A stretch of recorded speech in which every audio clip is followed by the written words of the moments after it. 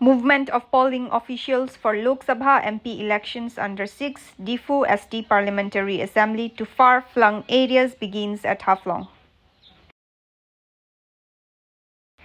The polling officials, including zonal magistrates, sector officials, presiding officials, and police officials, made a movement to their respective assigned polling duties in the district on Wednesday.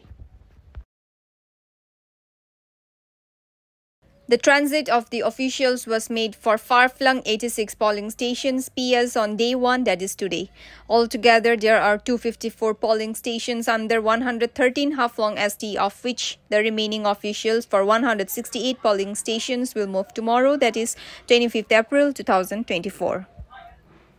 The Mahasa will go on poll in the second phase for Lok Sabha of 6 Difu ST Parliamentary Assembly election in 113 Haflong ST LSC on Friday 26 April 2024 from 7 a.m. to 5 p.m.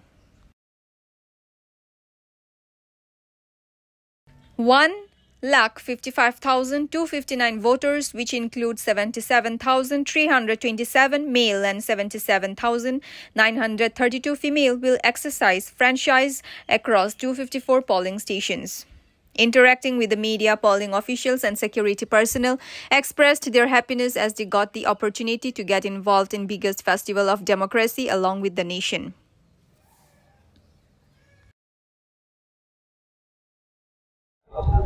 আজি আমাৰ P-2 day of dispersal আমাৰ আজি 86টা polling station আজি dispatch হ'ব যেহেতু ফাৰফ্লাং এৰিয়াছত আজি যাব so এইখিনি polling station P-2 ৰাখা হৈছে আৰু আমাৰ অলৰেডি এতিয়ালৈকে 47টা PS polling party এতিয়ালৈকে মুভমেন্ট হৈ গৈছে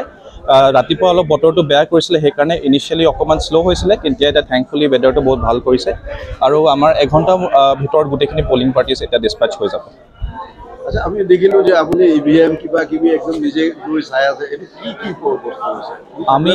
আমি এটো এনশিওর কৰো যাতে ইভিএম টো যোৱাৰ আগত তাৰ কন্ট্ৰোল ইউনিট ঠিকে থাকে গটিকে এটো ইনস্ট্ৰাকশন আছে ইসিআৰ যে আমাৰ ইভিএম টো ডিসপ্যাচ হোৱাৰ আগত যাতে কন্ট্ৰোল ইউনিট এবাৰ চেক কৰি লয় যাতে কিবা ডিফেক্ট থাকোতে এতিয়া আমি সেই কন্ট্ৰোল ইউনিট টো ৰিপ্লেস কৰি দিব পাৰো সো তাৰে কাম এতিয়া ইয়াত চলি আছে এই যে ডাঙৰ এটা ফেষ্টিভেল নেশ্যনেল ফেষ্টিভেল তো আপুনি যে এটা যোগদান দি আছে কেনেকা লাগিছে বহুত ভাল লাগিছে মোৰ ফাৰ্স্ট সিলেকশন হয় আৰু মোৰ বহুত কথা নিজে শিকিব পাইছো আৰু এটো এটা ভাল এক্সপেৰিয়েন্স হয় মানে মডেল পজিশন কেইটা কৈছে আৰু মহিলা পৰিচালিত কেইটা হয় আমাৰ এতিয়া হাফলং টাউন এৰিয়াতে আমি 15টা polling station all women polling station আমি এটো লক্ষ্য ৰাখি কৰিছো যাতে ফিমেল পাৰ্টিসিপেশন তো আমাৰ পোলিং টিমত থাকে তো হতে 15টা polling station as all women polling station ৰাখা হৈছে আৰু আমি 3টা model polling station Haflong town এৰিয়াতে কৰা হৈছে হয় বিশাল না